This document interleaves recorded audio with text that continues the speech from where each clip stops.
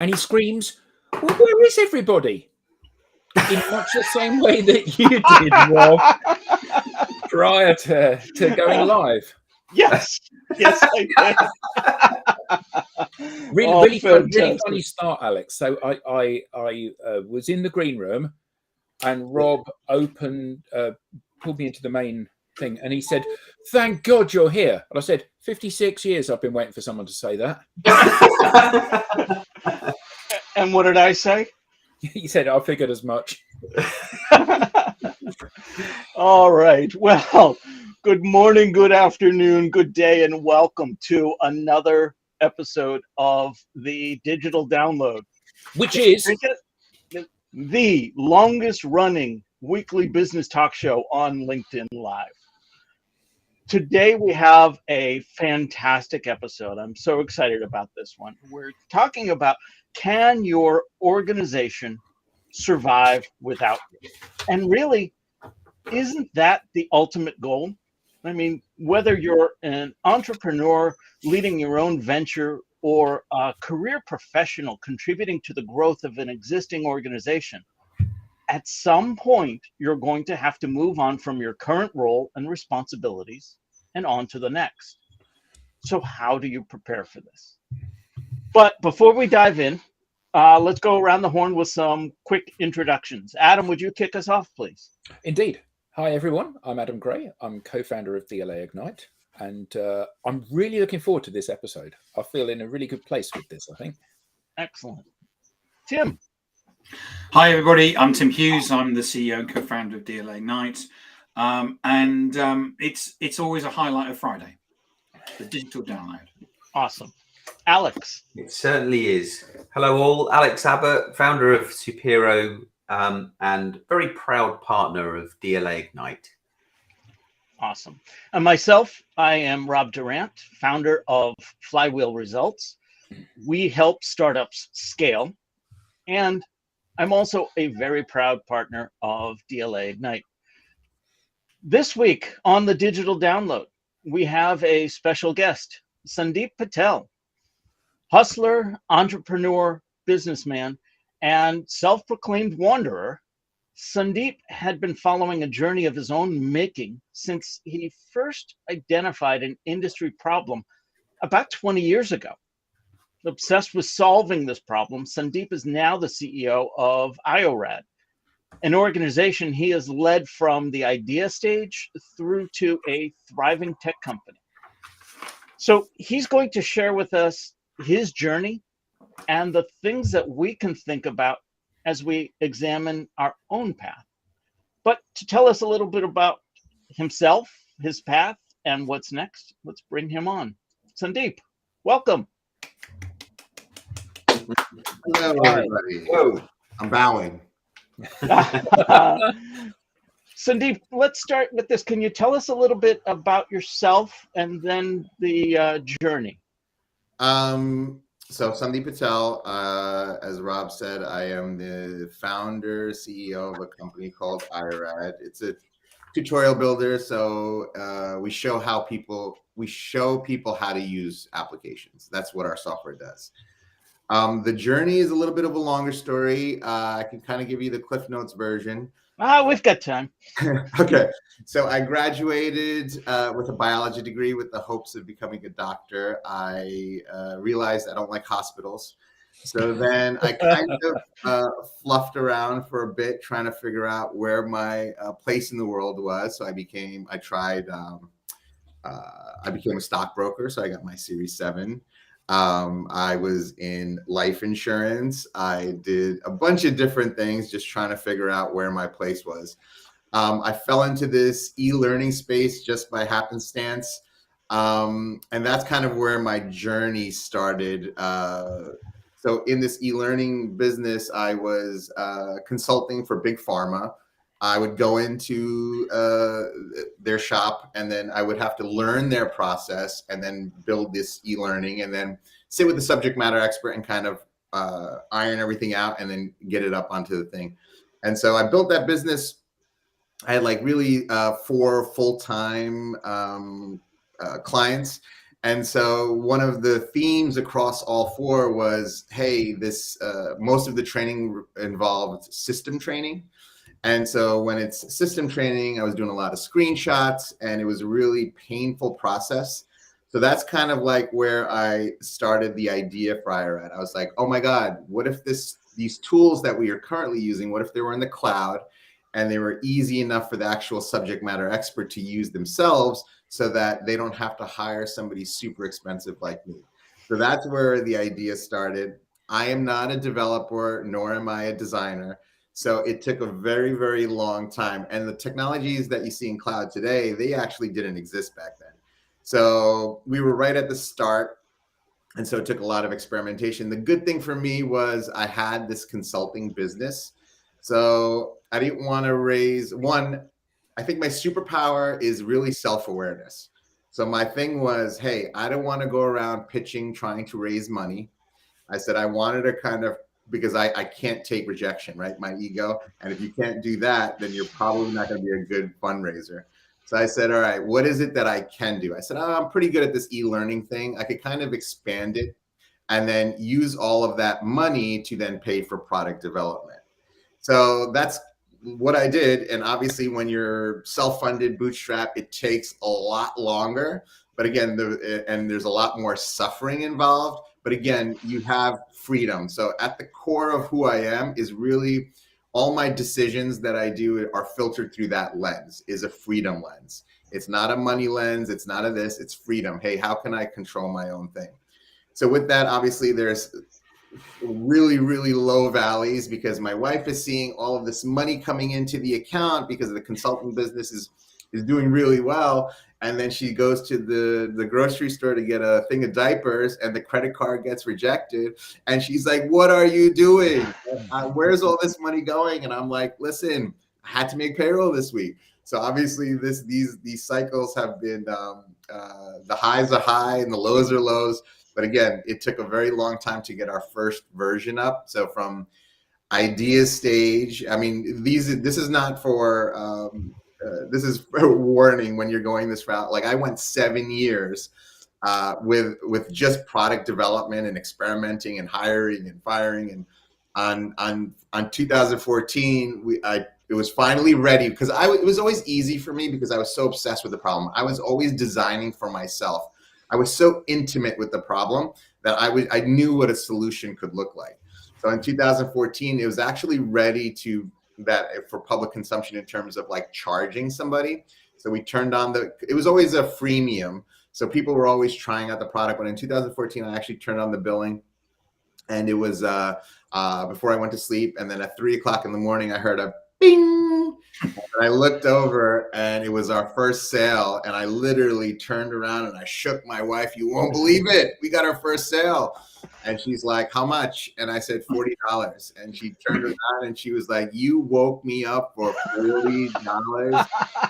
But to me, that was the start. It was like, hey, somebody saw value in this. And then, yeah, we've kind of grown organically through the years. And it's just been, I'm finally at the other side where I can really appreciate the journey. And now I get to do the things that I like to do. And there's people on the team that like to do the things that I hate to do. So it's kind of been really cool now on this side of the hill. So 20 years to overnight success. That's right. There you go. I want to share something quickly with the audience. This is a post that Sandeep had earlier in the week. Over the years, I've used hustler, entrepreneur, and businessman interchangeably, but words matter when you're in it. So here's my stab. Hustler, your survival.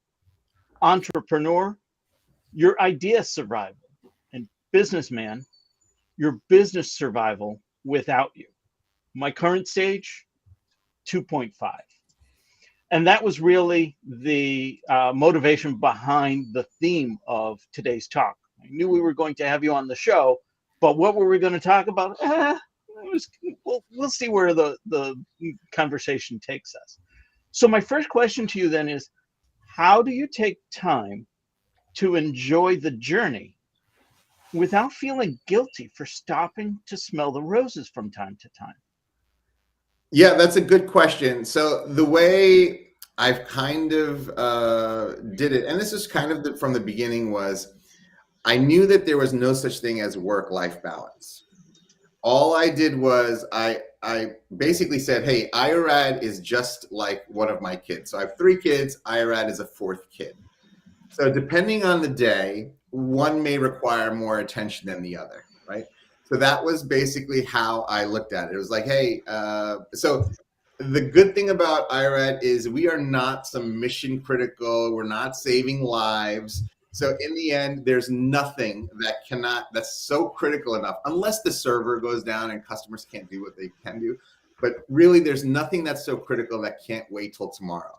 So that, just having that little mindset, it basically says, oh, you know, your daughter's in some ballet recital. Oh, I'd rather see that than work on, you know, do this, this security questionnaire for a potential customer, which I can do tomorrow. So that really was how I looked at things, was because in the early days, you are doing all of your attention's on this kid because it needs you the most. It's like just born, and you got to put the attention. And so, but over the years, you try to just, you know, do it that way. And so now I'm kind of, the mistake that I made was the being present, right?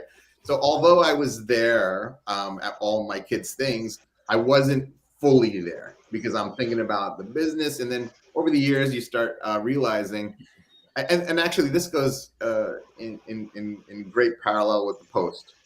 So that post came about was because I always use those 3 words interchangeably, and I was like, no, there are actually bands, right? So the way we look at it is a hustler. A hustler is basically for your own survival, where you're trying a bunch of different things, you're figuring out where you're good at, and so I figure that span, and it depends on who you are as a person and what you're doing. It might last 1 year, might last 10 years, who knows, or 15 years. But the thing is, as you're hustling, you're going to get this insight, right? This insight that nobody else sees because you've tried so many different things. And now you see this little thing that everybody else is kind of overlooking. And that's when that's that light bulb moment.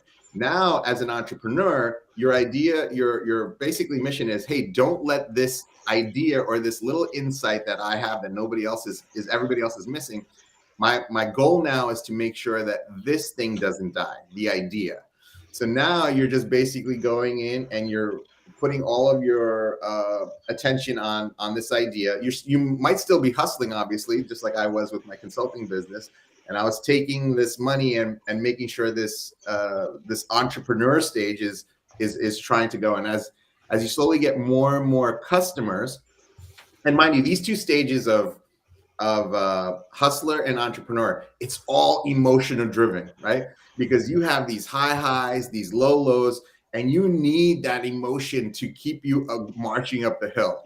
And so now, once you get to a point where you're at the business stage, so the business stage is where you want the business to survive without you. So the hard part here is now you have to take emotion completely out of it, because it actually isn't about you at all. It's about everybody else, the team, right? So when you're doing these things, it's like, and that's kind of like the struggle that I'm having right now as a leader is, how do I take all of this emotion out of it, right? So one of the things, I don't know, Rob, I might have told you, was I've been in product this entire time and I'm really obsessed with this product. And so the transition I made was when I started hiring people was because I've always had a product team, but I didn't have a business team. I just had one customer support person and me. And so what I was finding myself was I became more of a micromanager, because now I'm looking, hey, what are you up to? Because the ideas were no longer coming from me. They were coming from the customer. So I was just like, oh, is this why I got in this? And that's when I kind of knew that, hey, I'm ready for the next phase.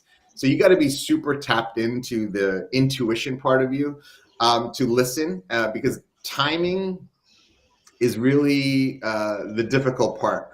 But because your ego, the way I kind of look at it, I'm jumping all over the place, but ego it's loud. It wants the best. It's always like, hey, I want more followers, more money, more this. Your intuition is always whispering, right? And so it's like, how do you, and this is like when you look at Jerry Seinfeld and how did he go off on top? And then you have other people that'll go to the wheels fall off.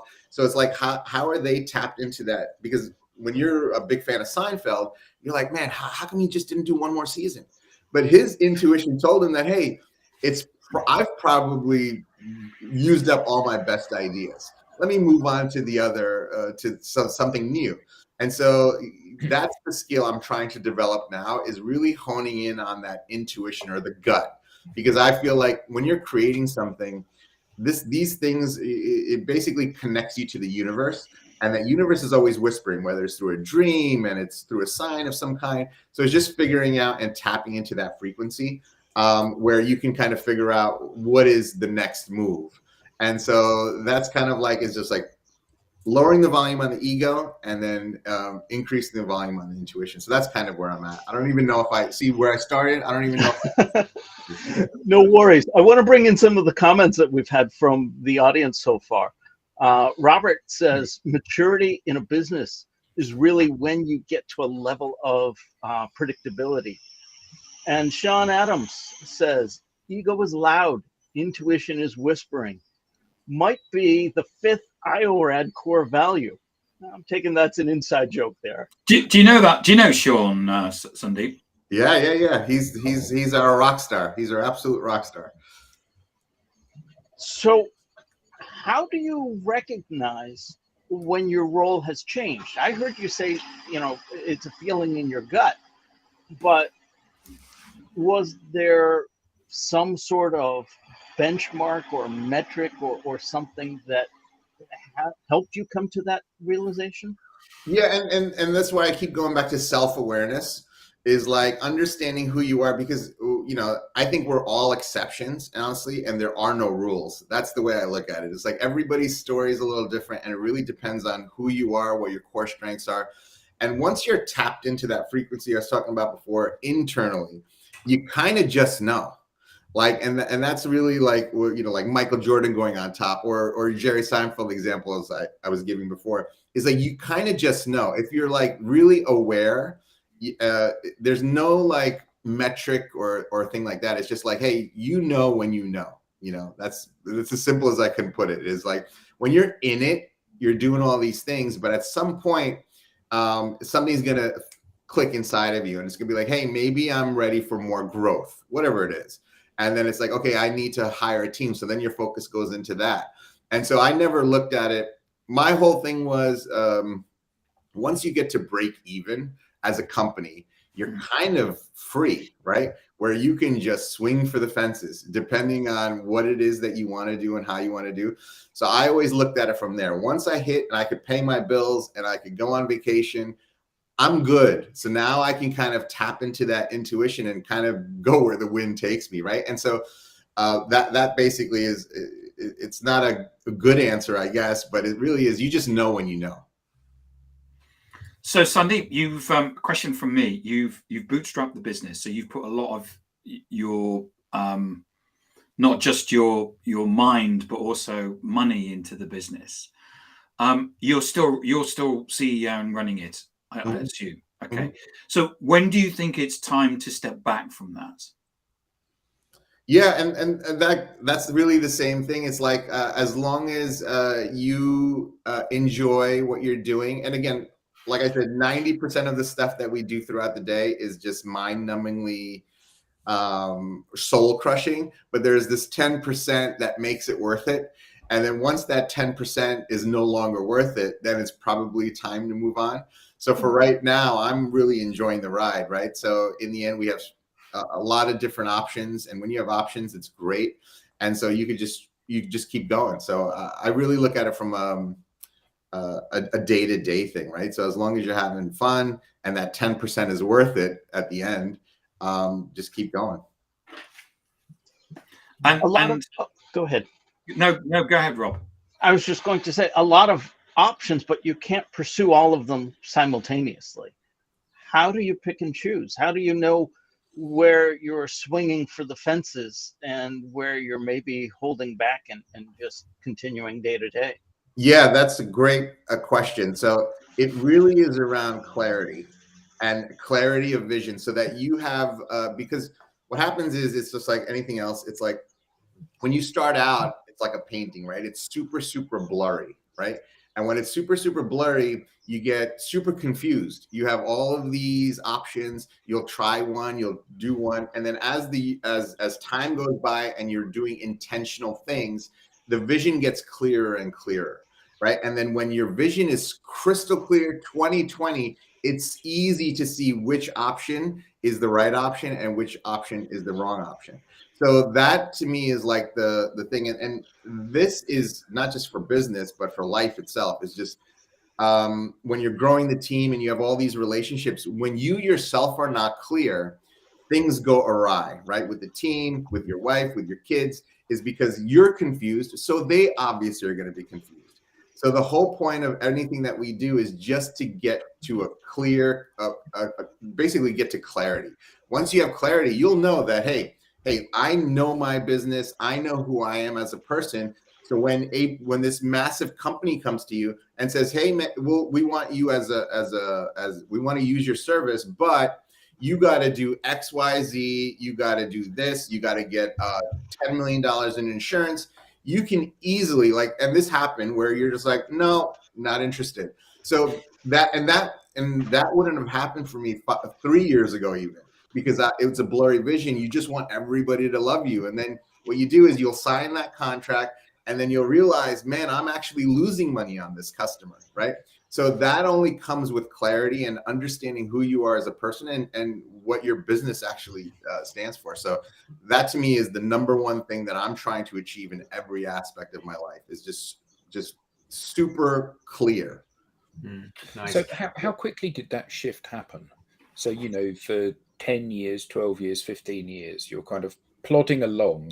And was it like a switch going on, and all of a sudden it's like, right, now we know this is where we're going and what we're doing? Well, for me personally, yes, it was a switch, and this switch probably happened for me 18 months ago. So it was like super torturous for the first for the 3 quarters of my life, actually, because you're just doubting everything that you do. And when you doubt everything, there's these 2 things: is your ego is saying one thing, your gut is saying something else, and that constant battling is really torturous, honestly. And so once you start getting clear, and honestly, it was just like a switch. Is like, and it only comes when you have the freedom and you have like these cracks from that freedom to allow the light to come in. And because I was, when you're in it, it's very hard. But the main thing is once you get to when you get a team, you get you're operating at a profit. All of these then allow you the room to kind of discover who you are and what you want to be. Because up until that point, you're kind of just being in reactive mode, right? When it comes in, you're just like trying to get everything you can. And so, yeah, for me, it was a switch. Yeah, I get that, and that's kind of how I operate. Where you have to have the kind of the foundations in place, and you can build on the foundations, and then it's like having purpose or a clarity to what you're doing, or being selective about what you choose to do is a choice that comes from being in a strong and secure place where you kind of know what's happening, and you've reached that level. But there are lots of people that talk about, and I can't understand this, lots of people that talk about it the other way around. It's like, so you need to be happy, you need to have purpose, you need to have clarity before and it's having those things, yes, that creates this reality. And I've always thought that to be kind of a bit counterproductive. It's like it's like having respect. You don't get respect, you earn respect. Yeah. So it doesn't happen when you first land. You have to build that platform. And the same with having a vision. Your first job, you don't have a vision, you don't have purpose. What you have is you do what you're told. Yeah. And then you earn the right to say, actually, no, that doesn't fit with what I want to do. That's exactly right. And yeah, I 100% agree with everything you just said. And it really is around that concept of, everything that we're doing, especially in the early days, is 99% grunt work, right? So like that 1%, maybe you might win this contract or something like that. It'll come, but as long as you're willing to grind it out. And so if you see when you're early is 99%, then every decade it probably goes to 98%, then 97%. And so you're constantly having to do these things that this next generation that's coming up probably is not used to this concept, right? Because they want to go, you'll hear, oh, I quit my job because I'm not having an impact. What? Wait, what? Yeah. I don't feel like I'm doing something that's impacting the world or but these are all things that they'll learn maybe later on is hey, most of this stuff that everybody does is grunt. Mm-hmm. And there's like this payoff that's way out in the future. But as long as you are moving, and I think my whole thing is my thing was consistency, right? So over that 7 years when we didn't have one paying customer, I know 365 days a year, I did at least one thing to move my idea or vision forward. I did at least one thing, whether it's sending out an email, and this is 365 days a year for 7 years, right? So it's just about, that constant thing to push forward. And most people, because we're so results driven, it's so hard, right? When you're and I'm not results driven. So when you are results driven, you are looking at a metric every day, and what happens is it crushes your soul, right? Because you got this number, the number is not coming, and then because what you need to get up that hill when you're focused on a number, it's way harder versus, hey, I really want this to exist versus, hey, I want XYZ dollars in the bank, right? So that to me is like the core difference is not being so results focused. I honestly believe that if you do it every day, the results are a byproduct of that, right? So versus having the results being the focus. I'm so glad you said that, because I kind of, there's so much narrative on social networks about, and I don't mean to belittle it, but, about happiness, about purpose, about vision, about joy, about all of this stuff. And my entire working life, that has been alien. That doesn't mean that I haven't had purpose or joy or happiness in doing those jobs, because I have. But that hasn't been the starting point. That's been the end point.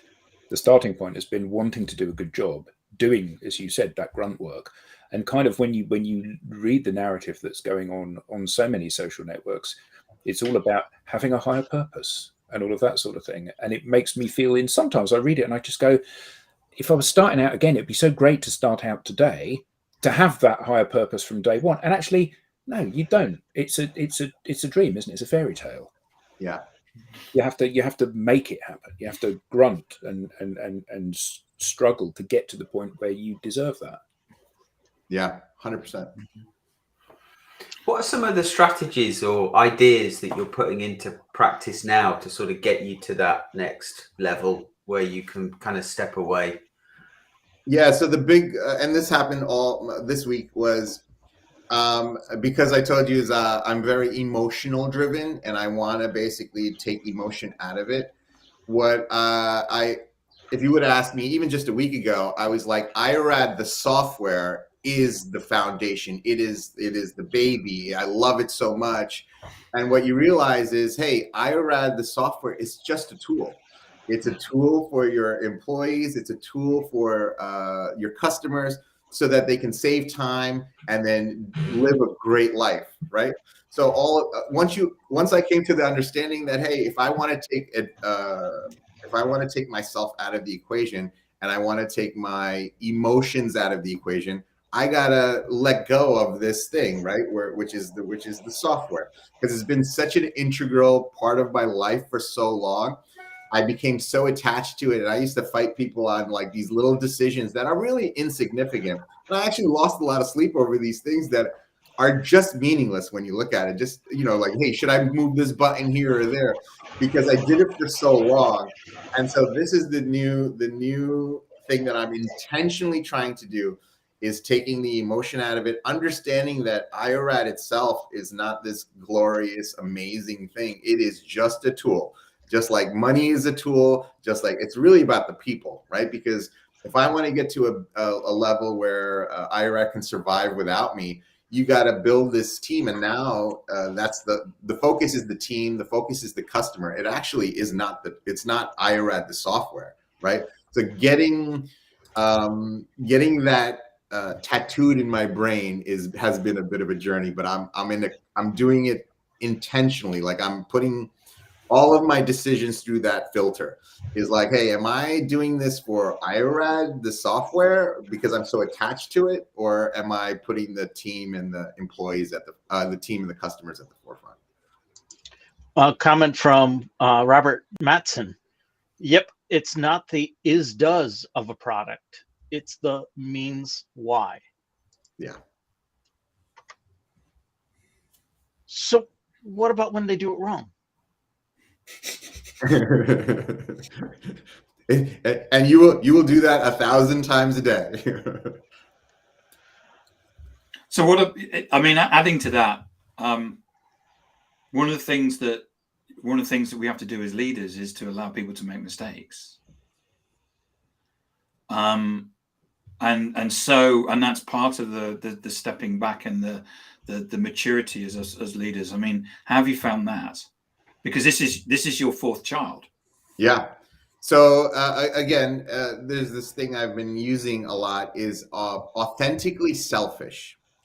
So generally when you're selfish, it's based on somebody else's perception of you, right? So when you can be authentically selfish, like when your gut is telling you something, and then understanding who you are and where you could be at your best, everybody else around you benefits from that. So that is the part where I'm trying to get to, is just 100% authentically selfish. So when we get on our team calls, I basically say, hey, this is a whole new thing for me, because what I found even like these last 3 or 4 months is I was basically when we're on a call with a team member and they're expressing a concern of some kind, I'm basically trying to the entire time I'm like, okay, how do I want to talk so that they think that I'm their savior, or whatever you want to call it, right? So that didn't benefit me, that didn't benefit them. Once then I can come in and say, hey, this is where I'm learning this thing as I'm going, right? So I'm going to try to do what's best for me first. And then it's just like that example when they're saying, when the plane is going down, the oxygen masks fall, cover your mouth first before you start putting everybody else's on, right? So that is where I kind of, I'm trying to get to this authentically selfish place, is just like articulating what it is that I'm looking for as the leader, and then figuring out what their strengths are to kind of come in and do it. So I'm not dancing around anymore. So that really has been a learning for me, is really just being direct and not really, but I also don't want to be a dictator, right? So in the end, it's like figuring out where their strong suits are, and then what the company vision is, and then kind of putting the puzzle together that way. But Tim said about as a leader, you have to let people make mistakes, and I get that when you're working in a large corporate. You manage a team of people, somebody screws something up really badly, and you just go, oh, well, it's just one of those things. But actually, in your business, you're kind of at that point where you're just about to, the wheels are just about to come off the runway, and is there not that real? So how do you abdicate? It's your child. It matters to you. It's your income. Yeah. How do you allow somebody to make a mistake that might sink the business? It might, at the very least, mean you're not going to get paid for a couple of months, but it could be far worse than that. And somebody who, as Gary Vee always says, it's like, it's your business. You can't expect people for whom it isn't their business to work as hard as you do. So this is somebody that's going to sink your business and then go, oh, it's all right, because actually it doesn't matter. I'm leaving next week because I've got another job somewhere else. So how do you reconcile those two things with helping them grow and the potential vandalism almost of your business? Yeah. So what I basically, so when you hire somebody, you're hiring them because they're better at it than you are, right? Whether it's by 10x, 20x, that's subjective, but you're hiring somebody because they're better at that than you are. So the first thing is once there's like this initial kind of training period, but then they're doing it 8 hours a day, right? In their thing. So there's an amount of trust that has to go in. And I've talked to Rob about this before, is when I hire somebody, I am looking for what I call non-asked outputs. Is like, what are you doing when somebody's not asking you to do something? So how I hired, and I'll tell you, so when the CEO of the company, he's got this great resume, whatever. And then I was like, okay, so what do you do in your free time? He's like, this, that. I go, do you have any ideas that you're working on? And he said, I got an idea for a board game. I said, board game? I said, oh, cool. I said, do you have like a PowerPoint deck or a rule book? He goes, I'll do you one better. He pauses the Zoom. He comes back, unzooms it, and he's got this this card deck, laminated, branded, the whole thing. He's got the instruction manual, and he's basically, so to me, at that point when he showed it to me, I was like, you're hired. It had nothing to do with any of his work experience, because I knew he could take an idea and he could execute it all the way. So for me, I have to, and this is a part of letting go, is you got to trust. And the good thing about it is it's never too late to turn back. Because in the end, I don't want to be the one that crushes somebody's idea when they're in it more than I am. So they have a lot more experience. So I'd rather just say, hey, let's try it your way. And then, once we get more data as we're doing it, we can always turn back around and go the other way, right? So that to me is like the big thing that's missing these days. And what I'm still learning to do is trust, right? Where I'm like, hey, maybe they're better at it, or maybe they have this insight that I don't have an insight in. And so even just with the product, is our customers support person, they're talking to customers all day. So they have an insight that I don't have, right? So when I'm making these product decisions, she's like, hey, I don't know about that. So then I got to put my ego aside and say, you know what? I think you're right. Let's go with it. And so that's been a massive learning experience for me, is just letting go and trusting. And I get that. So you said when you hire somebody, it's like, you're hiring somebody that's better than you, but actually not everybody is always better than you. Sure. So if the person, if you look at the person, like you said about Sean, who commented earlier, you said he's a rock star. Yeah. Okay. So he's better at what he does in the company. He's better than you. So you can sit back and go, check him out. He's my boy. He's doing this. Sure. How about when, in the interests of scaling, you're hiring somebody who's not as good as you? Because actually, there isn't always going to be somebody better than you, Sandeep, that you can get your hands on. So how do you manage that? Yeah, so I think Gary Vee says it right. Is he says something like, when I hire you, I'm hiring you. You have my trust, So I'm giving you 100% of my trust from the get, right? Mm-hmm. So you tell me how you want to do it, and then until you don't, right? So at that point, you can make a decision. Hey, maybe it's not a right fit. Maybe it's this, that. But honestly, that I think you have to just, in the beginning, is that's why you're hiring. Otherwise, don't hire. My whole thing is, there's no function here that somebody on the team can't do that's not important enough. But if it is important enough, and honestly, we don't have job specs. I am basically, when I talk to somebody, that's my interview. So I actually hire the person first, and then we'll work together to figure out what the role is. So I've actually done it the opposite. It's like, I haven't intentionally gone out and hired anybody. It's just like, hey, if I'm on with a customer, and then I'm like, and she really knows I read the product, and I'm like, hey, what do you think about joining the team? And then she's like, what I'll do? I was like, I don't know, we'll figure it out. And that's honestly how I've hired everybody, is the reverse of that, is like, I'm connecting with the person first and foremost, because I know that they might have some unique insight. So, and this is the thing about going really slow and being in control of your own destiny, right? There's no timeline. So I'm not in a rush to hire 500 people because I got to make a quota or the stock, the investors are looking for a return. So that's why I was like, freedom. That's why at the start of the call, I was just like, I look through everything through that freedom lens, because I just want to work with cool people and do cool things. That's it. So it's a luxury, obviously, that I can appreciate now. And it's it probably not too many people can do the journey. But again, when you get to this other side, you can kind of do it play by your own rules. Yeah. No, Love that's that. fantastic. I don't know any other company that does it like that. Robert, can I just say that we recently sold my parents' laminator on eBay. Yes. They decided it was time in life to step back from the laminator. And at 85, it was time to hang it up. 3D printer now. Right. It's serious when something is laminated, was Robert's comment. I think that was in relation to the board game that you were Yeah. explaining, Sandeep. Yeah. Did you put Sean Adams's comment up? I did, but let's go ahead and yeah. So what has helped me is Sandeep creates an environment that is everything is proof of concept. In other words, in a startup, we're all just trying things to see what sticks. This makes it feel like we all have a say to try and test versus some corporate mandate. And then, I like that. I think it's a great comment. Absolutely. And Robert followed up with drive-through today, customer success specialist tomorrow. Talent will always tell. Yeah. And Mark's come up with a good question: is how do you define cool?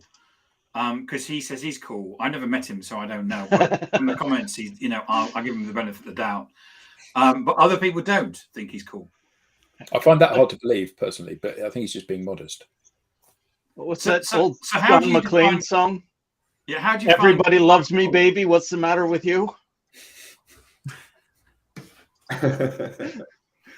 So you said you want to work with cool people. How do you define cool? So cool is right. It's like self awareness is the thing. It's like everybody's been talking about AI for so long. AI, and then I loved it. I thought it was cool, but it didn't make sense at the time, right? Early in the days. Then as ChatGPT came out and now, the Google Bard, I was like, you know what if we can put this here? And it really is just around experimentation because you don't know it's cool until you try it out, right? So that's what Sean's comment basically said. It's everything is a proof of concept. And then we'll decide if it's cool. So let's not throw anything out the window. Let's try it. Let's kick the tires around. And then, hey, that's pretty cool. Let's move forward with that. Or let's hire that person. So that really is as simple as that's why I loved his comment. Yes, everything we do is proof of concept to figure out if it's cool. Then if it's cool, let's do it. Let's move forward. So I think that's a beautiful way to wrap it up. Thanks, Sean. And I think that's really important, isn't it, from a culture perspective, in terms of not having, you can always have this, not invented here culture where someone says, I think this is a good idea, and then they either get beaten down or mobbed or something like that.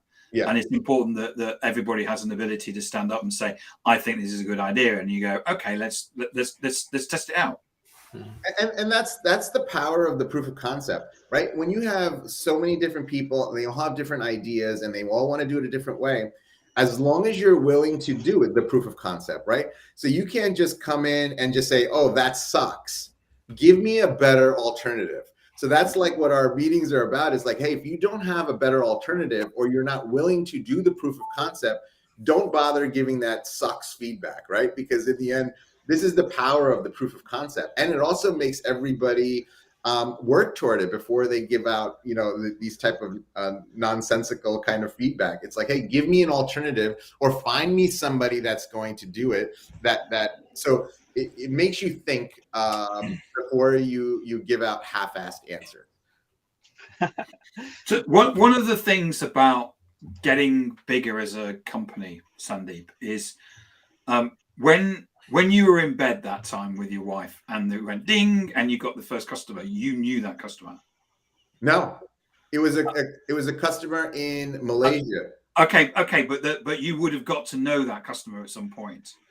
And then what happens as you get bigger is that when you're a founder, you know all the customers, you know all the case studies and that. Yes. But as the company gets bigger, you start losing touch with that. How have you found that? Because again, that's moving away from your fourth baby, isn't it? Yeah, and that's been the toughest struggle for me personally, just because right, that's exactly right. I don't even talk. I mean, I'd be lucky if I got on a call maybe twice a month with a customer, right? So in the end, yeah, and that's why I have to trust these teammates of mine to then make product decisions because they're in it with the customer. And so that has been the biggest kind of thing for me in terms of learning, because I'm reading that comment that came in, but he's in bed with his wife, and then I kind of lost my train of thought. But yeah, that's been a struggle.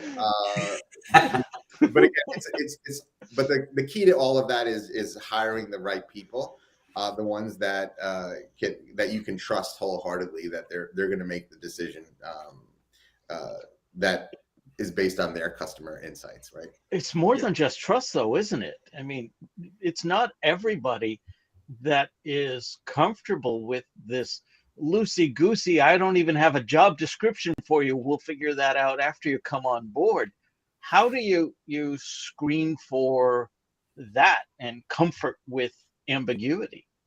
Yeah, so it's not instantaneous, right? So it's over time, right? So it's like 2, 3, 4, 5 years. So like I told you, the customer support person, she was in with customers and doing their their onboarding and all these things.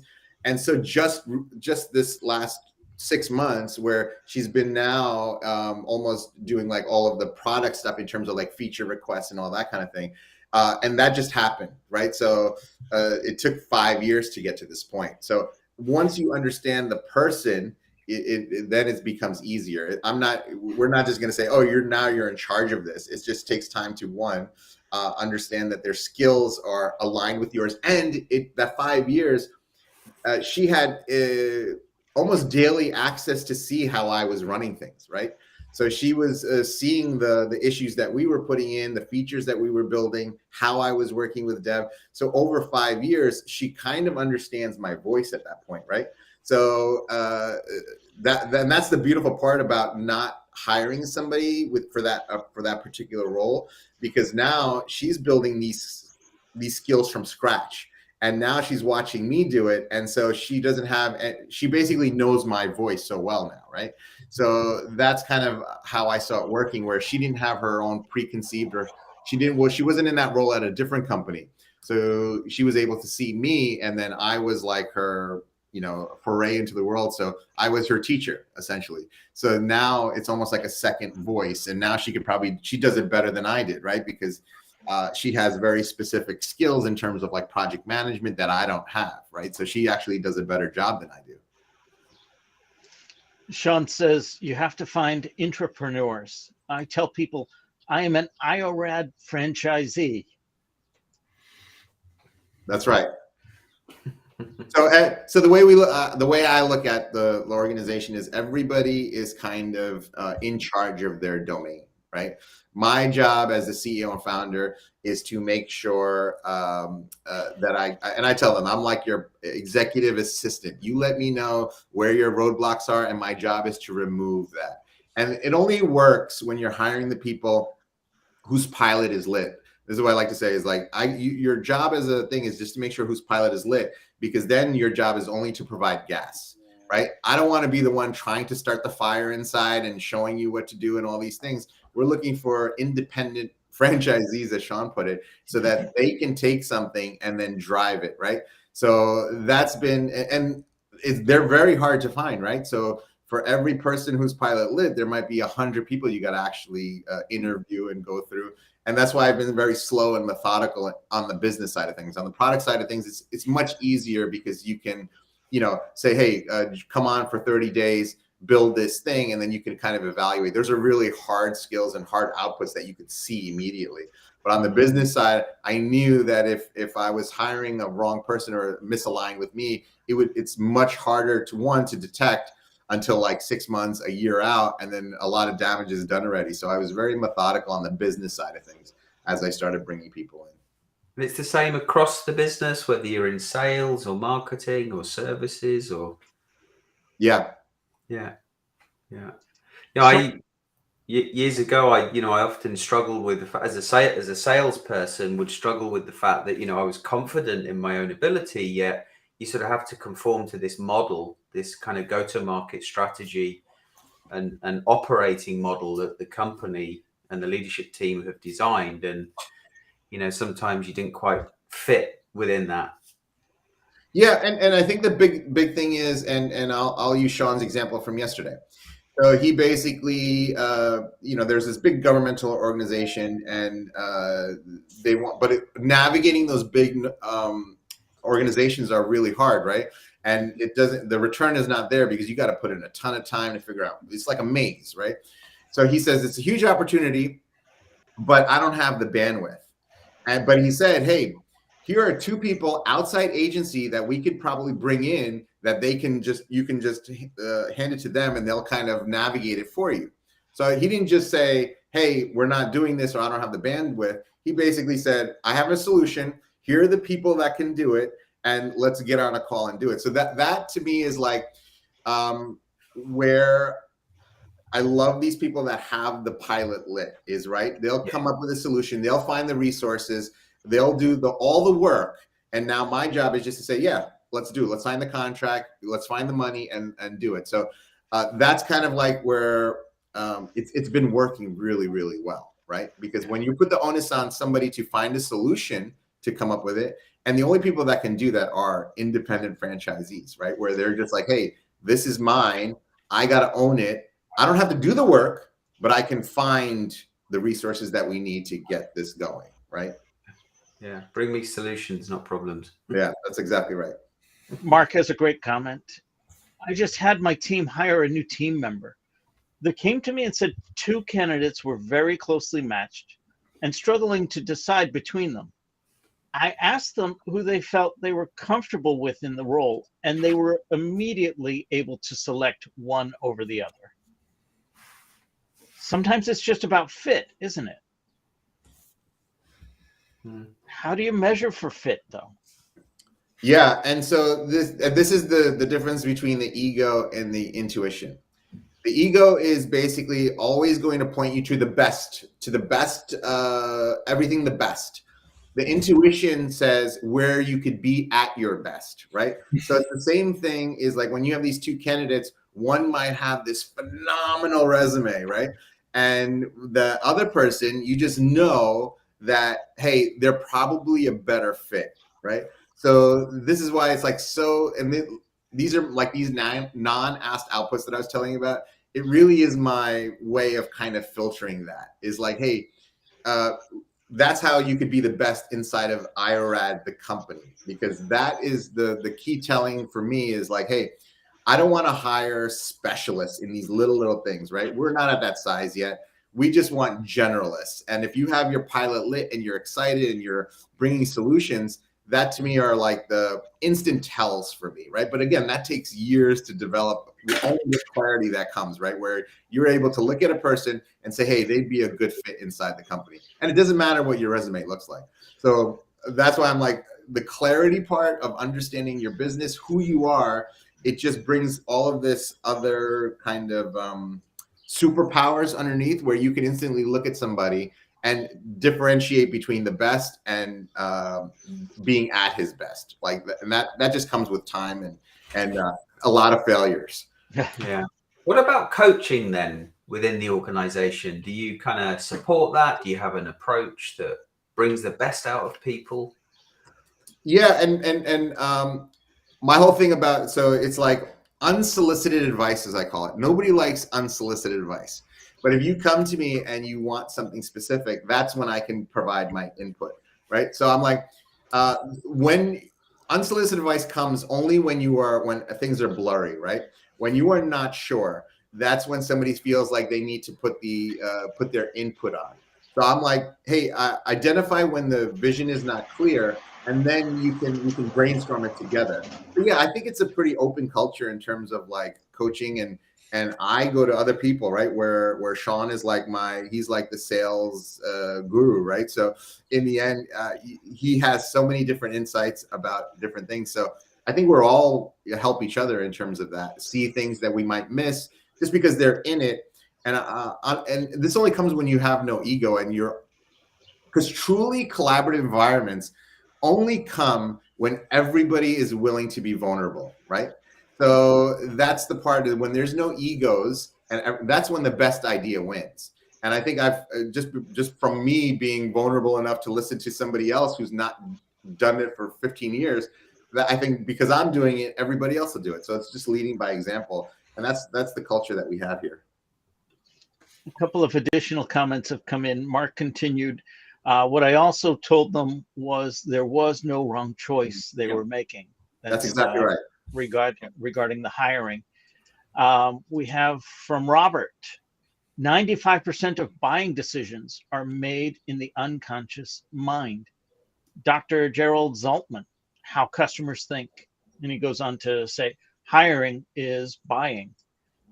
And then Mark says, Max Planck, quantum theorist and Nobel Prize winner, wrote, when you change the way you look at things, the things you look at change. And finally, we have a scoreboard. Vulnerability 1, ego 0. Vulnerability for the win. All right. And I think that goes well with Robert's comment earlier on about servant leadership. Absolutely. I put Michael's up because the ego needs Michael's just came in. Oh, great conversation. Yes, great conversation. Absolutely. As we approach the top of the hour, any final thoughts from the panelists before we give Sandeep the last word? Brilliant. Thank you so much for coming on. Yes, I mean, I found this fascinating and incredibly comforting to hear you talk about your journey. So thank you. I owe you a huge amount for that. Thank you, Sandeep. It's been excellent. Your counsel has been excellent, and the way you deliver it is fantastic as well. So thank you so much for coming on. It's exactly what it's better than what we wanted. Wow. I will share this with you. I want to thank you specifically for the talk around ego. And I say this because I think of myself as egoless. I am not. And I am learning that it's okay to listen to it. And it's okay to listen to the whispers too. That was a paradigm that I hadn't heard before. And I'm incredibly appreciative of it. So thank you for that. Yeah, and Rob, when we think that we're the people that think they're egoless, like me and you, we have the biggest egos. You're probably right about that. Yes. Yeah, we all see Rob's ego every day. Yeah, that could be too. Thanks, John. Sandeep, any last thoughts? No, this has been a ton of fun, and Rob, thank you so much for putting this together. And Rob's been amazingly generous with his time, and we've had some good talks. But this was a lot of fun. And I put my hand on my chest and do a little bow with my head just to show my appreciation. Our pleasure. Thank you very much. Before we sign out, I wanted to thank, of course, all of the panelists. Sandeep, thank you so much for being here today. And to all of the audience, especially those that were contributing to the conversation with your questions, with your insights, again, thank you for being an active part of the show. I do want to share with you, if you have something to say, we're always looking for additional guests. Sean, you had a lot to say. I'm just saying, if you have something to say, we invite you to the digitaldownload.live website under the Be Our Guest section. Fill out that information and we will reach back out to you and work to get you on the show. Thank you all for another fantastic Friday episode of, what is it again, Adam? I can't remember. We've been here for a while, though. It is the Digital Download, the longest running weekly business talk show on LinkedIn Live.